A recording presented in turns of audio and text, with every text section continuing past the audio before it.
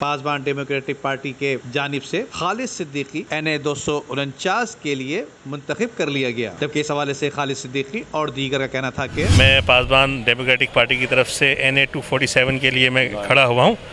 और 249 के लिए मैं खड़ा हुआ हूँ और पासबान डेमोक्रेटिक पार्टी ने मुझे इस हल्के के लिए नॉमिनेट किया है और आज हमने अपने पेपर्स फाइल किए हैंगे, तो इंशाअल्लाह हम वहाँ से इलेक्शन लड़ेंगे और इलेक्शन जीत के हम जो है, हमारा जो पार्टी का मौक़िफ़ है कि हम करप्शन और जुल्म के ख़िलाफ़ हैं, तो